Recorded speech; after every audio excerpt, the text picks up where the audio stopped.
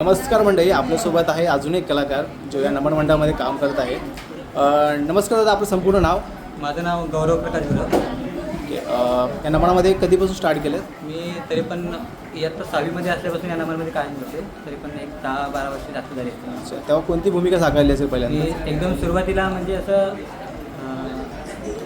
कृष्णाचं काम केलं होतं. त्याच्यानंतर म्हणजे थोडं मोठं झाल्यानंतर गवळ्यांचं काम केलं. त्याच्यानंतर मग मावशीचं काम केलं. अच्छा, मावशीचं काम. हो. कोणत्या नमनामध्ये केले मावशीचं काम आहे? श्री सांबा वागदेवी नाट्य नमन मंडळ, ओझरे खुर्द गुरववाडी. गुरववाडी. एकच म्हणजे जी तुम्ही जी मावशीची मागच्या 2-3 वर्षामध्ये जी गाजत आहे कोकणामध्ये, ते तुम्हीच आहात का? हो हो. ओके, खूप छान. जो लोकांचा रिस्पॉन्स येतोय त्याबद्दल काय सांगाल? रिस्पॉन्स म्हणजे लोकांचंच प्रेम आहे. लोकांच्याच प्रेमामुळे आम्ही कलाकार मोठे होत असतो.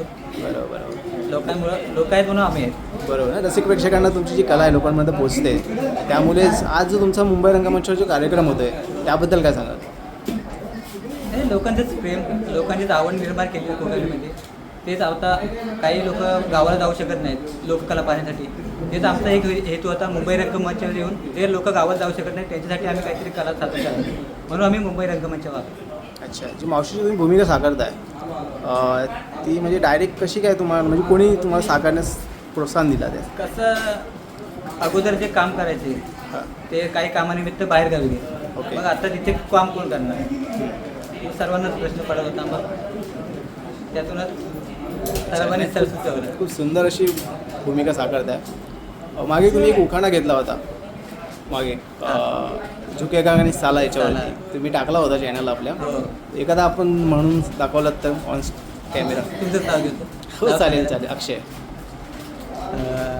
लग्नाला आमचा होता डावा डीजेवाला. लग्नाला आमच्या होता डावा डीजेवाला. अक्षय राऊत पिऊन पडले तरी म्हणत मग झुकेगा नाही साल. अरे वा, धमाल. असे कलाकार आहेत जे ऑन स्टेज, आपण ऑन कॅमेरा आहे न कुठे थांबता ऑन स्पॉट बोलतात. आणि असे कोकणाचे जे कलाकार आहेत ते घडायला हवेत. नक्कीच नक्कीच. आणि जे तुम्ही त्यामुळेच लोककलेची परंपरा अजून पुढच्या पिढीसाठी जागे राहू शकते. बरोबर. आपले जे सर्व लहान मंडळी आहेत, जे लहान गवलणी पण आहेत, त्या पण तुम्ही घडवताय. कारण आता मुलं जी काम करायला नाही मागत आहेत, जे लेडीज पात्र म्हणा काय असेल, पण जी मुलं तुम्ही सांभाळताय, म्हणजे शाळा वर्स वगैरे करून शिक्षण करून जे रात्री कामं करतात आपली. आणि मागच्या वर्षी तुम्ही 53-50 क्रॉस केले शो. यावर्षी तुम्हाला शुभेच्छा की 100 क्रॉस कराल. धन्यवाद धन्यवाद. कारण थँक्यू. खूप छान अशी कला सादर करता आणि त्याचा वाव आपल्याला भेटायलाच हवा. नक्की. धन्यवाद दादा, आपल्याशी भेटून खूप छान वाटलं. आपला जो पुरेपूर वेळ दिलात त्याबद्दल धन्यवाद. थँक्यू.